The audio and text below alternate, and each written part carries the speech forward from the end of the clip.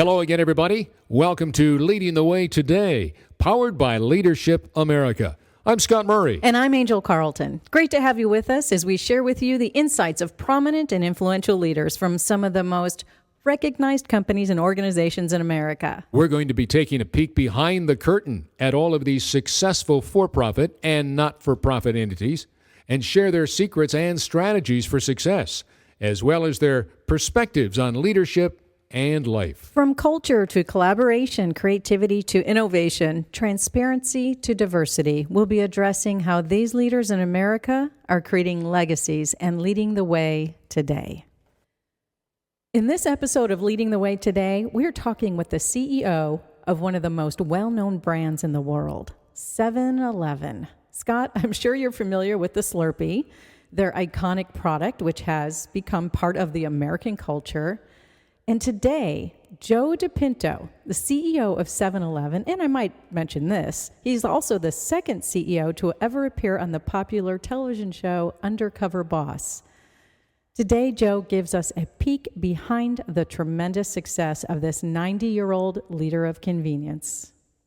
The world's largest convenience store chain, operating and franchising and licensing, and the list goes on, more than 62,000 stores in 18 countries around the world. Nearly 11,000 of those are right here in North America. So I'm talking a place called 7-Eleven.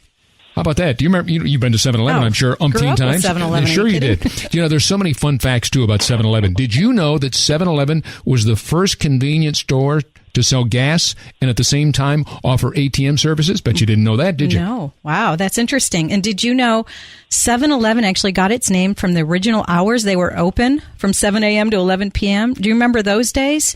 And 7-Eleven was the first convenience store to remain open 24 hours a day, 7 days a week, 365 days a year. That's a bunch of time. Yeah. That's a bunch of time. And I tell you what, though, when I think of 7-Eleven, Angel, I can't help but think of Slurpees. And do you remember before Slurpees were called Slurpees, they were originally called Ices? Yeah, that's right. Yep, I do. I didn't know you were that old. You could remember that. Yeah, my brothers and I, we'd ride our bikes to the corner 7-Eleven for Ices when we were kids.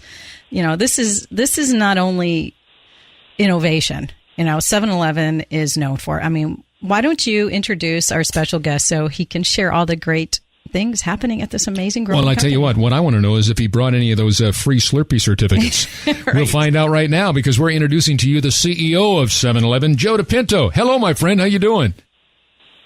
Hey, Scott. How are you? Angel, how are you doing? Great. Welcome. We are so happy to have you here. Who was it that invented Slurpees? Oh, my gosh. That's going back a few years, isn't it? Yeah, it goes back several years. It started with the technology of the Slurpee machine. Obviously, they were being sold as Ices. We took that technology, converted them into Slurpees, and the rest is history. It's an unbelievable brand.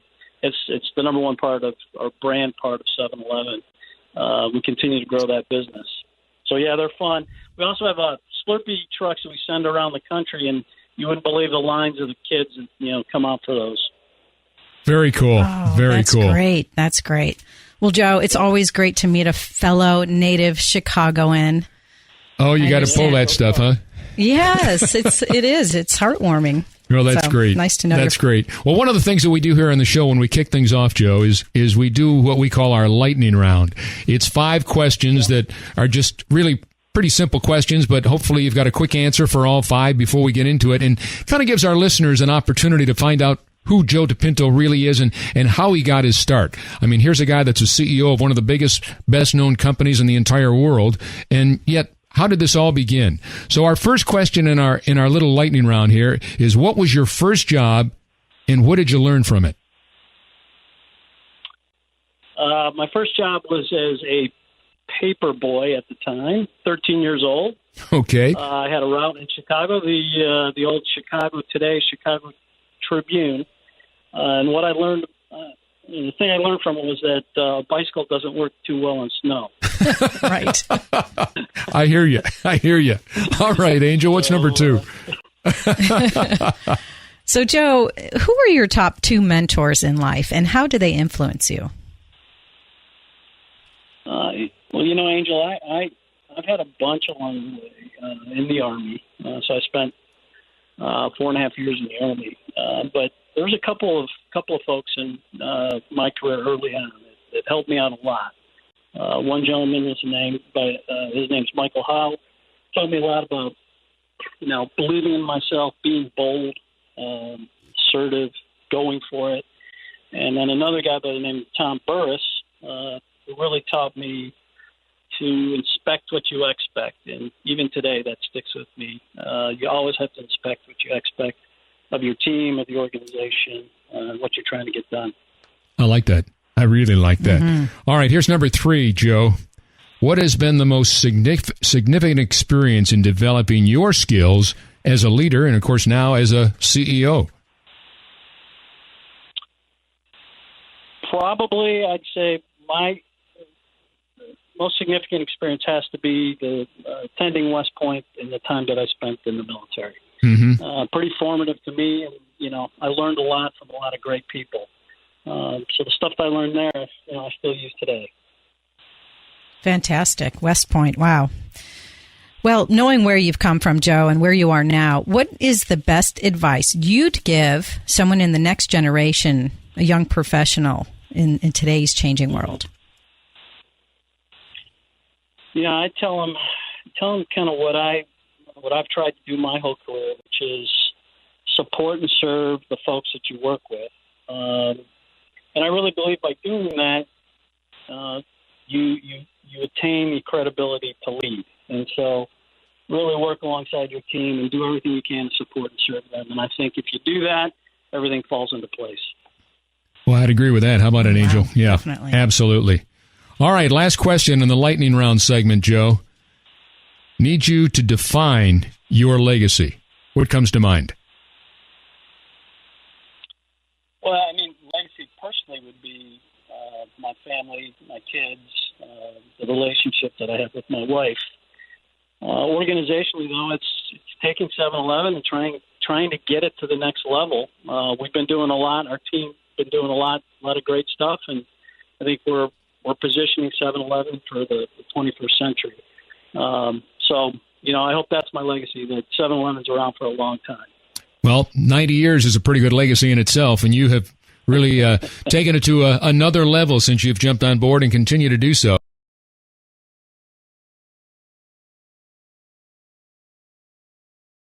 I've got to tell you a story before we get to some of the questions we've got for you, and we talk about innovation and leadership and culture and all that continues to take place day in and day out at 7-Eleven. I was coming up the 75 up Central Expressway several years ago. This is going back a ways. And there was a 7-Eleven right there in 75 as I was going towards SMU. And I got off and got some gum and whatever, a couple of other things that, that I would pick up at 7-Eleven. And I remember walking in and seeing this fella that was a homeless gentleman, but he didn't look like the stereotypical homeless gentleman. He was sort of well-dressed, and you just could tell he had gone through some tough times, and he hadn't been there all his adult life. So I walked into the store. He looked at me. I looked at him, and I got what I was getting and came back out, and he looked down at me, and by this time he was standing up, and he said, hey. And I said, hey, how you doing? He says, I know you. Well, I thought maybe he recognized me from television, and I said, yeah, how you doing? And he said, well, I'm not doing real well. And I said, you lose your job? And he said, yeah. And said, it's kind of tough right now for my family and me. I said, okay, I understand that. And so I said, well, I certainly wish you luck. Don't give up. Keep plugging away. Just make it happen. I said, you eating lately? He said, no, not today. I said, well, I'd love to give you some money, but I don't want you to go spending on booze or whatever. I said, but if I can I go buy you some Hostess Twinkies or donuts or something in the store? Oh, that'd be incredible. So I went back into the store and I bought him some donuts, some Hostess Twinkies, and came back out and I said, here you go, and just don't give up. Keep plugging away. I'm sorry I got to go now, but and I hopped in my car and I took off. That was it. Now, I happened to go to that same 7-Eleven about 2 years later. I walk in, and there's a guy that's lifting crates, and he's putting stuff on shelves in there. And I looked at him, and he looked at me. He said, "Oh my gosh!" And I said, "How you doing?" And I didn't recognize him until and then I right away. But he said, "You're the fellow that gave me some donuts a couple years ago. I just wanted to thank you. I'm working now at 7-Eleven." And I thought, wow, is this a great story about just incredible culture that you've created? Not that you're going to hire every homeless person out there, but here's a guy that you could tell was down in his luck and wasn't just out there begging for what he could get. He legitimately had gone through some tough times, was ready to work and do whatever he could to get it back in gear. Yeah, this is a prime example of the opportunities 7-Eleven affords each of their employees. I met with Kimberly Kubler, who's the director of talent management at 7-Eleven a couple of weeks ago, and she shared these types of stories with me. Employees who went from making $7 an hour to now owning 2 of their own stores. That's incredible, the opportunities that are coming out of 7-Eleven. Yeah, it really is. And traveling the U.S. or stores here, when I get overseas, I hear these stories all the time of folks that are just getting started, need a break, need a first job, et cetera. So, yeah, our brand really stands for opportunity, and we're really fortunate because these folks work really hard and they want to get ahead, and they're what make our company great. Well, we had the opportunity of seeing behind the scenes of 7-Eleven when you appeared on Undercover Boss. Scott, did you happen to catch that episode? I did. I said, "Hey, that's Joe. It's my buddy Joe." It was a great episode. Oh, it was wonderful. Yeah, you know what I really liked more than anything was your name. Danny Rossi, that was your undercover name. Where did you ever come up with the name Danny Rossi? I thought of Danny DeVito when I heard Danny Rossi. He's from Chicago. Hey. Yeah, I'm from Chicago. No, I showed up. And met with the folks from CBS, and they said, "Hey, we think you're Danny." And I said, "Okay, Danny. I'm going to pick the last name. I like Rossi," and that's how it went. And so, the rest is history. It was really great doing. It's been a while now since that aired. We were the second filming ever of Undercover Boss. And again, I tell you, it was a great experience because I got to spend time with folks who didn't know me as the CEO, and I got to see what they did every day. Interestingly enough, I was just in Dallas with Wakas Nabi, who was the young man who I had, if you saw the show, who I had dinner with, who was working a third shift at a 7-Eleven. I remember that, yeah. He worked for us after that, and he is now getting ready to franchise his first 7-Eleven store in Florida, right outside of Disney World. Oh, wow. So, great story, Joe. Yeah. Great story. Definitely. Good for you. Definitely. Well, 7-Eleven convenience stores are such a staple in our society today. They're just on just about every corner. It's like we take for granted the innovation that is involved behind the scenes. And you've done a fabulous job paying close attention to the buying patterns of your customers. I noticed recently you now have iced coffee makers. Just like you have iced tea makers, you have iced coffee makers. I'm a huge iced coffee drinker. And from what I understand, this came from noticing the customers putting ice in a cup and filling it up with hot coffee to make their own iced coffee. That's great awareness. And, same goes for the healthy alternatives you're now providing, with the healthy meals and snacks. That's incredible. So what is your strategy, Joe, in being so highly customer focused like this? Well, we spend a lot of time looking at customer trends, and there's some big ones going on right now. Customers eating differently. They're snacking more. They're looking for more healthy items as well as indulgent. They're shopping at stores less now. They're online more.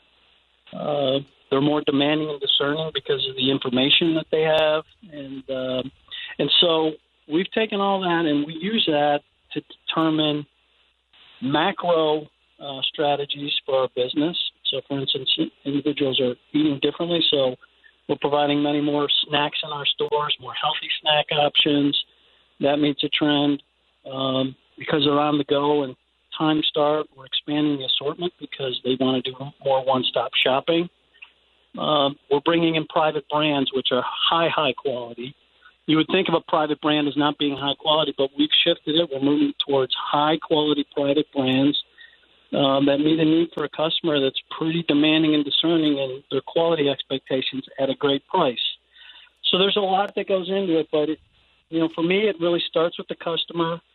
We try to make sure that the organization and everything we do think about the customer first. And, it hasn't failed us. It's what allows us to continue to grow our business. And I honestly believe it's part of 7-Eleven's DNA, and it started way back when Joe Thompson, the founder of 7-Eleven, said, give the customer what they want, when and where they want it. And that's what we try to do, and we're carrying that ball forward today. Well, I tell you what, you continue to do it really well. We said at the top of the show, you talk about Joe Thompson Jr., your 7-Eleven founder, but you've created that unique culture. It's kind of what I was referring to a minute ago when we shared the stories about, the people that now suddenly have the opportunity to have their own store. And yet you hear that tagline, oh, thank heavens for 7-Eleven. You describe this experience as a servant leadership culture. Can you tell us more about what a servant leadership culture really looks like, and how, as you get ready for a brand new year in 2018, you continue to build on that? Yeah, for us, it's servant leadership means taking care of customers and supporting stores. And, we built a bunch of different principles around that. We've connected it to our performance appraisals as well as compensation.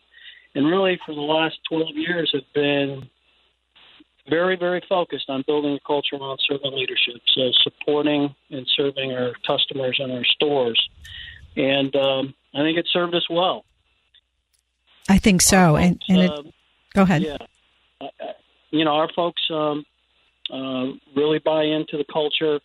We're hiring around it. And I can tell you a lot of people that come into 7-Eleven today say they're coming to 7-Eleven because they've heard about the servant leadership culture that we have in place. Wow. Love that. That's great that the customers are noticing it as well. And Scott mentioned earlier what an innovative company 7-Eleven is, starting with the ever-popular Slurpee product. Let's talk about innovation as it relates to technology for a moment. How have you integrated technology into the customer and employee experience at 7-Eleven? Well, the way we're looking at it is, retail is moving digital and moving fast. The convenience store channel not as quickly as other big box retailers, but we're zeroed in on loyalty, in particular a points program for a product that our customers buy in store. They'll receive points, and those points can be used to get other in-store items. That seems to be working for us really well. We rolled it out in Canada now.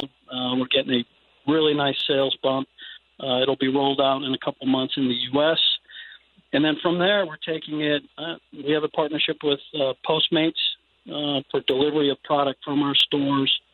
We're going to be working on click and pick up at our stores. Oh, wow. And then ultimately, just a seamless purchase. Customers want a frictionless purchase these days, and so we've got to make payments and checkout as quick as possible. And so we're zeroed in on that also. There's a lot happening in the digital space, as you know. And 7-Eleven, we have to evolve with it also. Oh, that's great. All that can be done through this app. And that's 7-Eleven app. Digital technology. It really, it's changed our world. Make it even more convenient. Well, it's not every decade. It's every minute it seems something new is happening.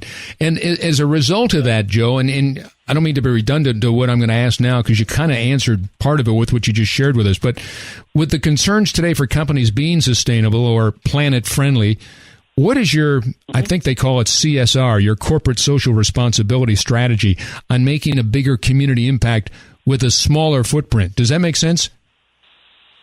Yeah. No, we think being a great corporate citizen is good business. And from a CSR perspective, from a philanthropic perspective, we're focused in on two main pillars, and that's child health and safety and the military and military families. And we do a lot in those areas. corporately. But it goes beyond that. It's about sustainability. It's about the planet and how we can be more efficient. So, for instance, I think you may have read that in Texas, all of our power will be coming from wind energy. We move in this direction. We evolve in this direction. It's good for business. It's good for the community, and it's good for the planet. So we call it people, planet, profits, and that's the approach we take. You talk about philanthropic and philanthropy. I know you as a person are most philanthropic, and of course, as a leader of an incredible corporation like 7-Eleven, you have to continue to have that same mindset, that same culture corporately. But you see 7-Eleven everywhere in the community, and I was made aware of a program that you have with the local police agencies to hand out free Slurpees to kids in, I guess, underprivileged, lower socioeconomic areas as a reward for demonstrating good behavior and kind of building that trust between the kiddos and the police, so much that we hear about these days. Are these the things that you're trying to do? That's so important to society. And I just wondered, how did this type of program come about in the first place? And what other community involvement is there over and above the things that you just kind of shared with us? Well, we call it Operation Chill, and it's exactly that. It's Slurpee coupons right. that officers can give out to the kids. Kids that are showing good behavior, that do well in school. Obviously, 7-Eleven is connected with the police across the country. We love what they do in supporting and serving us. And this was a way for us to help them recognize kids that are doing great things in the community. And it's been a long-standing practice at 7-Eleven. The police officers love it, and so do the kids. Great initiative, Joe. Just love it. We seem to talk a lot about agility on our show, and this is a practice of high-performing organizations. And I4CP does a lot of research on this, and it shows that the rate of change is doubling each year. And Joe, you kind of spoke to this a little bit earlier. How important is the ability to be agile and adapt to that rapid change in this convenience store industry? And how have you managed to sustain agility during these rapidly changing times? Angel, we're doing a lot of development. We call it VUCA, VUCA, volatility, uncertainty, complexity, and ambiguity. It's everywhere. It's been driven by the digital revolution, the disruption that's going on in the digital space. But we have some leadership principles at 7-Eleven, and they're around having a point of view and having robust debate, challenging the status quo, always innovating, constantly raising the bar, busting through bureaucracy with a bias for action and urgency. And that part of our culture helps us, drive agility. And in today's environment, it's just critical. You have to hire for it, you got to train for it, and you got to make sure that it's happening for your organization. Quite frankly, if you're not agile, you're not going to be innovative, and you're not going to survive in today's business world. And as we have talked about already, Joe, diversity appears to be most prevalent as well in many of the 7-Eleven stores. What have you found to be beneficial about the importance of not only diversity, but just simply the inclusion of all of that in your day-to-day business? Well, it's critical. It's getting different points of views. And I'm talking about diversity, not just race, but income levels, different ethnicities. Mm-hmm. We want to hear from everybody, not only on the team, but from our customers. And we use that information, quite frankly, to regionalize our product assortment and provide, and we get down to the store level on our product assortment because stores have different demand patterns, and you got to know the customer. They're diverse everywhere, and they buy products differently. And so it's just good business, but great ideas out of it, as well as a product assortment that's tailored to the diversity of the customer. That's fantastic, and that's what makes you so successful. Absolutely. Again, that's a characteristic of high-performing organizations right there. Well said. And as I mentioned earlier, I had the opportunity to meet with Kimberly, who shared so many insights about 7-Eleven and about you, and I understand your respected leadership style is to inspire innovative thinking and collect those diverse ideas and challenge status quo. What examples come to mind of how this has benefited your team and in the company? Share any information you have about that servant leadership you spoke of earlier. Well, an example that comes to mind is some innovation that we've had at 7-Eleven for the last 4 or 5 years, and it's our private brand program. And we got a bunch of, typical of our organization will want to hear from the customer, but we also wanted to hear internally what was going on. And what we heard was basically customers want higher quality at a better value, and they're actually willing to buy private brands if you'll provide a quality that's better than or equal to the national brands at an attractive price point. So the team came together. We spent a lot of time innovating around this, working with different partners. Our private brand business next year will be $1 billion business in the United States, and the private brand business has been growing over the last 3.5 years at over 30% per year. That happened because of a team that came together, understood the customer, worked collectively around what the challenges were to make it happen. They had a can-do attitude, and we innovated, and now 7-Eleven, 22% of our products are private brand. Wow. That's a pretty big deal. That's pretty impressive growth as well. And I know the servant leadership that your employees appreciate is definitely carried over into the customer experience, as you're stating here.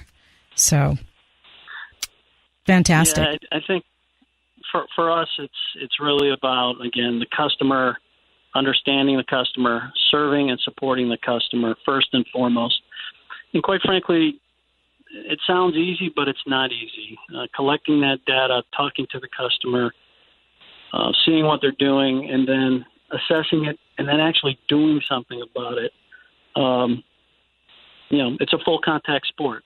Tough to do, but I think we're doing a pretty good job at it. And you talk about just how things have changed here, Joe. You and I think, are relatively the same age. I might be a little older, but I mean, the bottom line is you see all the change of what was in the 20th century into the 21st century, and before the days of all the technology and what have you that we all enjoy so much.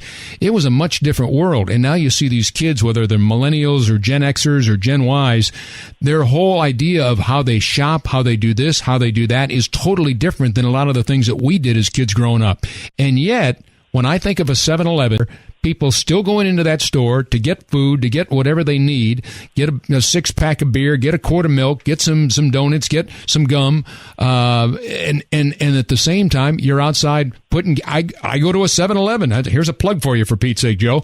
I fill my car up every other day at a 7-Eleven store here in Dallas, right up the. Yeah, I mean, it's a no-brainer. But so I would think that the clientele you have now. It could be somebody that's 90 years old, could be 50 years old, could be 16 and just got their driver's license. They're still going into that 7-Eleven. The mindset hasn't changed with the millennials and the Gen X and Gen Ys. Would you agree? Absolutely. I mean, what's going on today around digital, I mean, the consumer is so time-pressed, and they don't have time. They want everything. The millennials in particular want it now. And they believe that they can get it now, anything they want. And so, by the way, millennials are 50% of the 7-Eleven customer base in the United States. See, and that's exactly what I wondered, if you had any statistic like that, because there's so many companies that the millennials don't support anymore, and they're going belly up, and 7-Eleven is thriving. Well, we're evolving. They need us because we're convenient, and, they can get it now.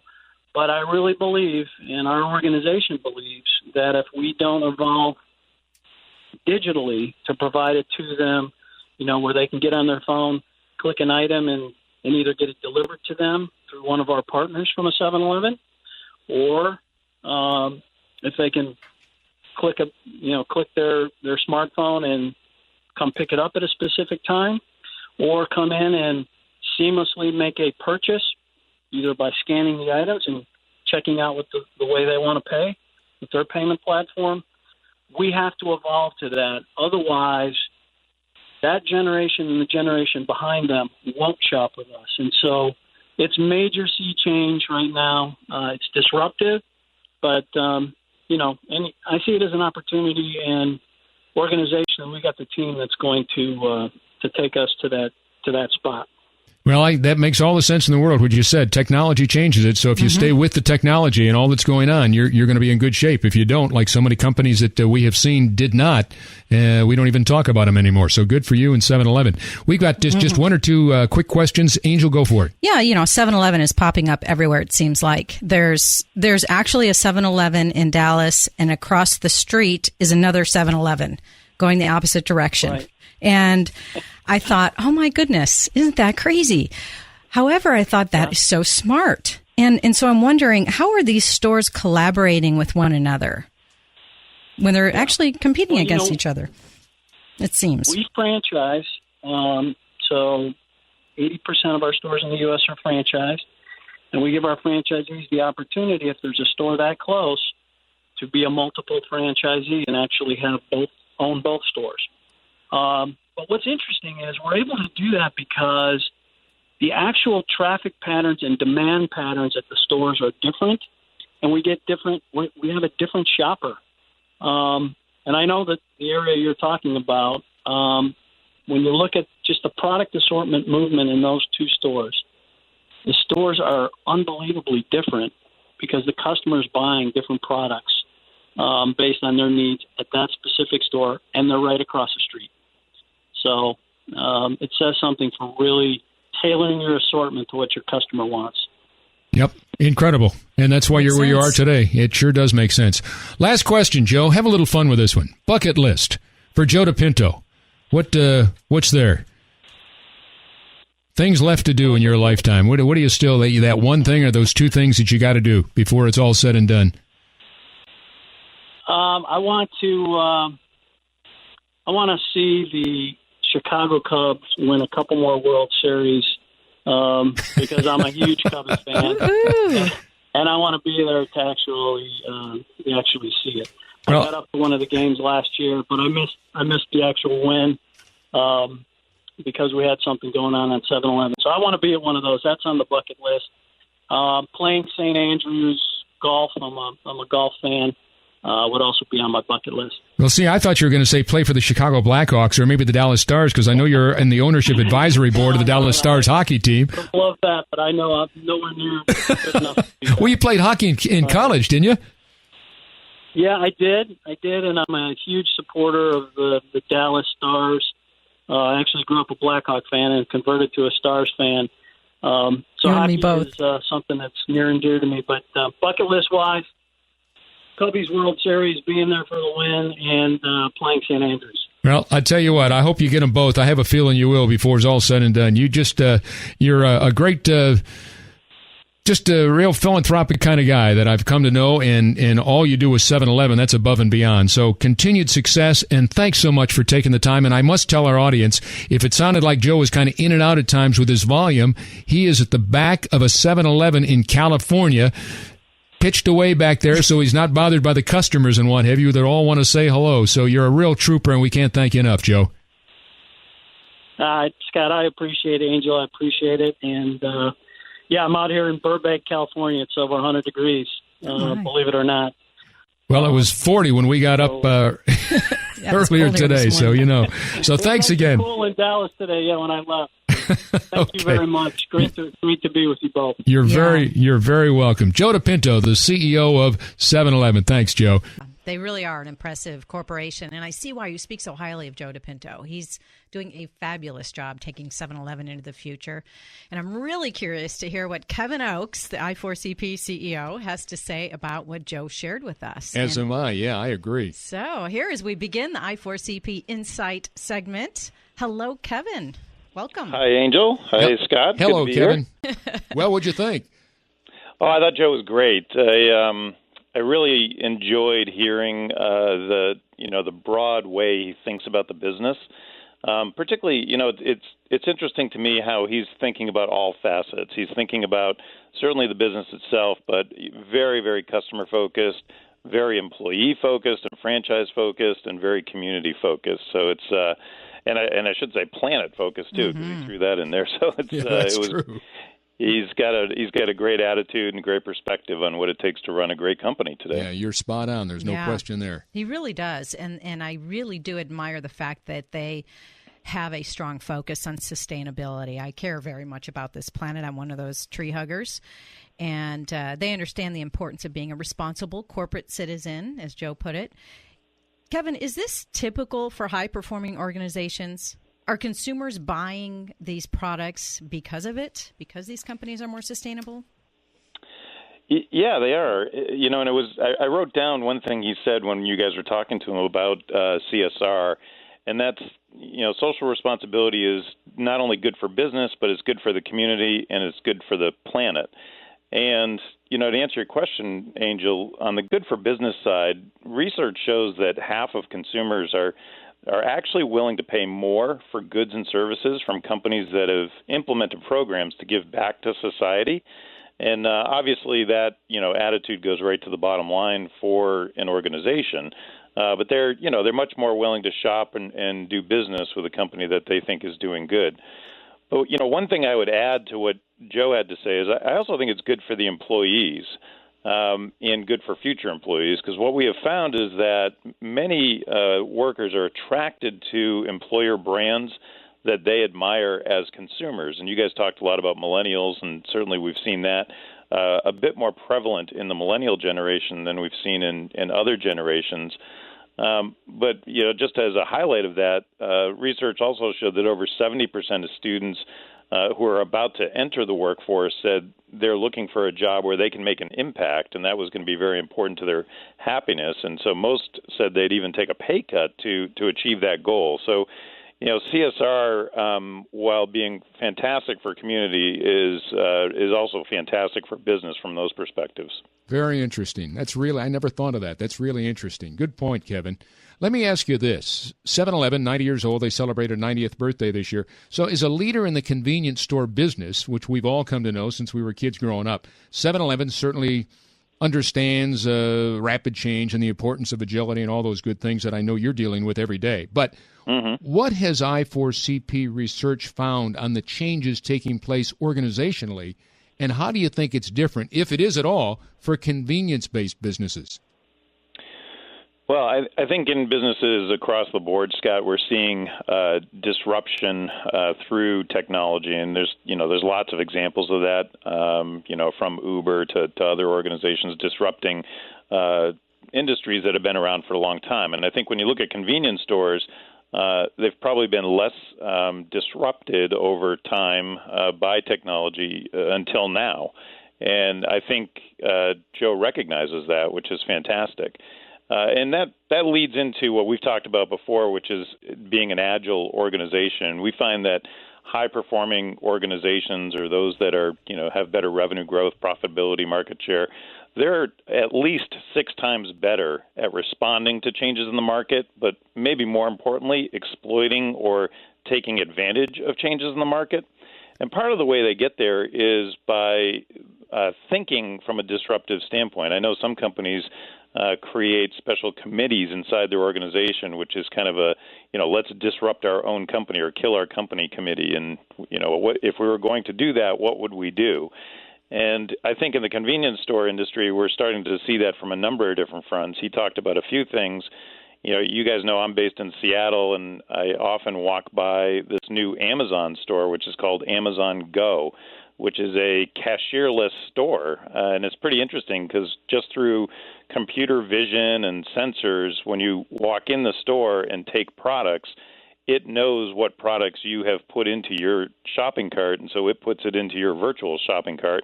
And when you walk out of the store, it just automatically charges your Amazon account. So if you think about that, you think about, okay, the convenience store industry is probably going to see a lot of changes going forward. We're starting to see it already. And I think Joe, feels, from his perspective, they're being very innovative and trying to stay on top of it, which is what has to happen to be a high-performing organization long-term. Yeah, it's interesting you say that because I was really intrigued, Kevin, when he talked about his digital delivery and how he's got to stay above the technology of what's going on today.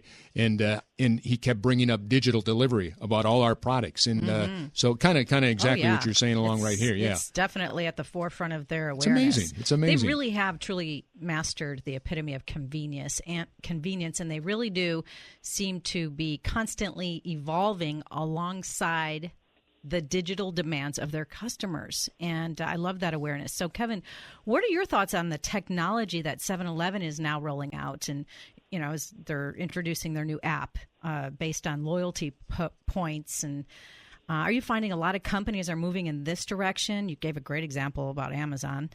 Yeah. I've not experienced that yet. But what are the benefits these organizations are seeing? Yeah. No, I haven't experienced the Amazon store yet either. They're just in beta right now. But, I think Joe said it when you guys spoke to him, that consumers today, they want it now. They want everything to be easy and fast, and they don't want to have to drive all the way to the store only to find what they were looking for isn't in stock. And they want to minimize, the hassle and sometimes the interaction with other people that's sometimes part of a store experience. And so how can you make it, quicker and easier? So many retailers are, looking to drive sales up by offering the order online and pick up in store apps. I think the loyalty points really help from a loyalty perspective long term. But they're doing a lot with delivery services. In fact, he didn't mention this, but 7-Eleven about a year ago made headlines for delivering donuts and Slurpees by drone to customers. So they've experimented with that a little bit. And so if you think about that, Scott, you can have your Slurpee delivered right to your house by drone in the future. My iced coffee.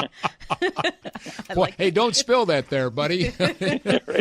That's amazing. I mean, I was born too early. This is ridiculous. This just totally blows me away, some of this stuff.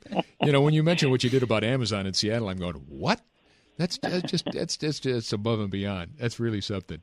Well, let me ask you this, Kevin. You talk about the millennials, and of course we did talk a lot about the millennials. He talked about the millennial generation making up 50% of their customers, which really kind of surprised me.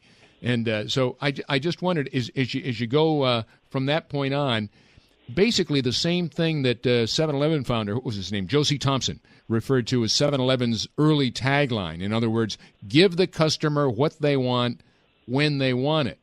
As a result of that, my question to you is, what else might you add or share with us about this group of young customers, these millennials and Gen Xers and Gen Ys? Anything else come out from all of your research? Yeah, there's a very interesting aspect to what particularly younger employees are looking for in an organization that they choose to work for, and that's development or education. And we have found through some research that we've done, we did a big report for the White House on this a couple of years ago called Upskill America, which was all about how to develop and train the frontline workers and the benefits that come to organizations that spend time, energy, effort on doing that. What many employees are looking for is, if I have a choice of where to go work, I want to choose a place where I can further myself. I can finish my education maybe. I can take courses. I can get content that will help develop me. We've seen that with McDonald's, which is an organization we do a lot of work with. They have a program called Archways to Success, and it's an education program where folks can get their high school diploma, not just their GED, but their actual high school diploma, and take college, university courses through it. We've seen it through Walmart as well. They're doing that kind of thing. And if you think about it as a young employee and if you've got employment choices, that can be very important to you. So I really like that as a interesting aspect to, how do you have the best employer brand out there and attract the best employees to your organization? All right, let me take it a step further and ask you this, Kevin.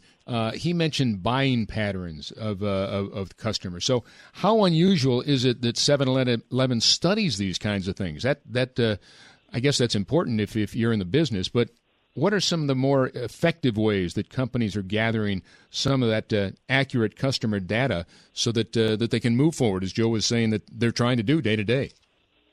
Yeah, I think every organization is really trying to take a big data approach to understanding their customers better and how they can serve those customers, how they can attract new customers. And there's a lot of ways you get that data, but just looking at when are people buying, what events are happening around those buying patterns, when they walk into the store, what are they picking up that maybe they didn't come into the store initially for. It's fascinating to me, all the different data intersections that can help an organization become more profitable, become more convenient to the customer.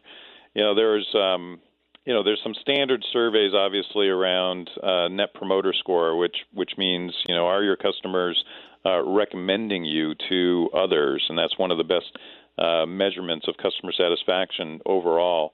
But I really like organizations that organize themselves around what's best for the customer. So they literally will design the org structure to make it easy to do business with that organization, so that the customer doesn't face any bureaucratic barriers to doing business. And to me, that's that just shows for any organization that they really value the customer experience and making it the best possible experience they can have, so that ultimately those customers are lifelong customers and loyal to the organization.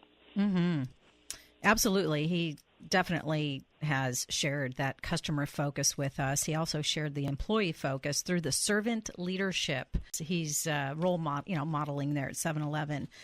Is this a next practice for organizations? Or are there a lot of companies practicing this servant leadership where they're serving their employees, their franchisees? Yeah, it's not necessarily a new concept, but it's not widely implemented in a lot of companies. And I love the fact that he is so knowledgeable about it and implementing it there. I mean, kind of starting with the fact that he was willing to go on Undercover Boss when it was only episode 2. That shows to me that he's not afraid to put himself out there. But I think it's an example of trying to put yourself into your employee's shoes and being as close to the customer as possible. Joe obviously is willing to do that. And the servant leadership culture has about a dozen different principles to it.